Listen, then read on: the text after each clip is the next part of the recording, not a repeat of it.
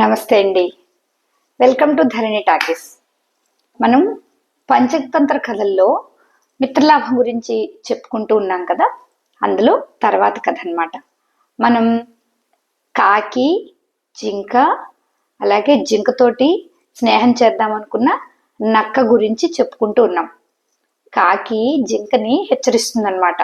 ఏమని, నువ్వు ఇలాగా తెలియని వాళ్ళతోటి స్నేహం చేయడం ప్రమాదకరం కదా అని ఒక కథ చెప్పిన తర్వాత ఆ పిల్లి గద్ద కథ విన్నాం కదా, అలా అయిపోతావేమో చూసుకో అంటే జింక లేదు లేదు, మనం అందరిని అలా అనుమానించకూడదు, నువ్వు నేను కూడా చాలా జాతిలో తేడా, అయినా మనం స్నేహంగా లేమా, లేదు లేదు దాన్ని కూడా మనం స్నేహితురాలుగా కలుపుకుందామని జింక అంటే కాకి సరే అంటుంది.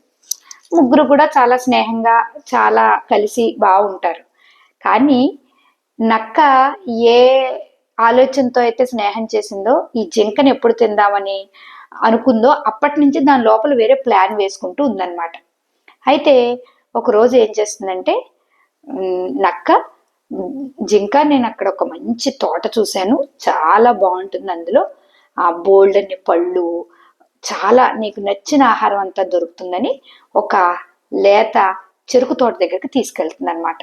దాన్ని చూసి జింక ప్రపంచాన్ని మర్చిపోయి ఇంకా చాలా ఆనందంగా తినేస్తూ ఉంటుంది. అలా రోజు తీసుకెళ్ళటం, ఇద్దరు కలిపి అక్కడ అది తినటం తీసుకురావటం, అలా ఒక వారం రోజులు గడిచిన తర్వాత ఆ ఎవరైతే ఆ రైతు ఉన్నాడో వాడికి అనుమానం వస్తుంది అనమాట. ఏంటి ఇలా జరిగింది, ఎవరో వచ్చి తింటున్నారు అని వల వేస్తాడు. ఆ వలేస్తే నెక్స్ట్ డే మళ్ళీ తినటానికి వెళ్తాయి కదా. నక్కకి తెలుసు ఆ యజమాని, పొలం యజమాని వల వేస్తాడని, ఎందుకంటే వారం రోజుల నుంచి తింటుంటే వదిలేరు కదా. వెంటనే ఆ జింక వలలో ఇరుక్కుంటుంది. ఇరుక్కోగానే తన నక్క ఫ్రెండ్ని అడుగుతుంది, ఇలా నేను వలలో ఇరుక్కుపోయాను కదా, గబగబా వచ్చి నీ పళ్ళతోటి నా వలని కొంచెం కట్ చేసేవా, నన్ను ఈ వల నుంచి విడిపించవా అని అడుగుతుంది అనమాట. అడిగితే అలాగే దగ్గరికి వచ్చిన నక్క ఏమంటుందంటే, అయ్యో ఈవేళ ఆదివారం నేను నరాలు అవి ముట్టుకోను, ఏం చేస్తాం మరి అని దూరంగా వెళ్ళిపోతుంది. వెళ్ళిపోయేసరికి జింకకి చాలా భయం వేస్తుంది. సాయంత్రం అయిపోతుంది. ఈ లోపు రోజు వచ్చే జింక ఇంకా రాలేదేమిటా అని కాకి ఫ్రెండ్ ఉంది కదా, ఆ కాకి ఏం చేస్తుందంటే వెతుక్కుంటూ వెతుక్కుంటూ వెతుక్కుంటూ ఇక్కడికి వస్తుంది అనమాట. వచ్చి చూసేసరికి వలలో జింక కనిపిస్తుంది. అయ్యో నువ్వు ఇలా ఇరుక్కున్నావేమిటంటే, నువ్వు చెప్పింది వినలేదు, ఆ నక్క నా మీద కన్నేసింది, నన్ను చంపేయటానికే ఇలాగా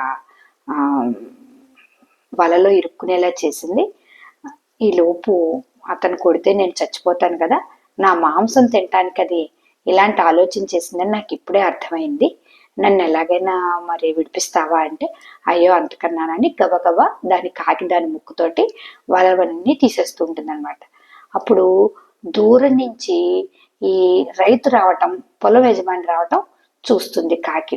అంటుంది కదా, ఇదిగో నువ్వు చచ్చిపోయినట్టు నాటకవాడు, నేను అతను దగ్గరికి వస్తాడు కదా అప్పుడు గబుక్కును పారిపోదు కానీ అంటే, జింక అలాగే టక్కన అలా పడిపోయి మాటలు రాకుండా అలా కళ్ళు మూసుకుపోయి చచ్చిపోయినట్టు యాక్షన్ చేస్తుంది అనమాట.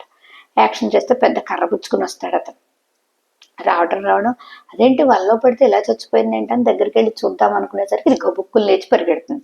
జింక చాలా ఫాస్ట్గా పరిగెడుతుంది కదా, ఆ ఫాస్ట్గా పరిగెట్టేసరికి దాన్ని ఎలాగైనా కొడదామని ఒక కర్ర వేసుకుని గట్టిగా కర్ర విసురుతాడు. విసిరితే అది జింకకు కాకుండా పొదలో ఉన్న నక్కకి తగులుతుంది. నక్కకి తగిలి నక్క అక్కడికక్కడే చచ్చిపోతుంది. ఈ కథ నేను మిగిలింది అప్పుడు వీళ్ళిద్దరూ ఇంకొక కథ గురించి మాట్లాడుకుంటారనమాట. నేను మిగిలింది రేపు చెప్తాను. Thank you.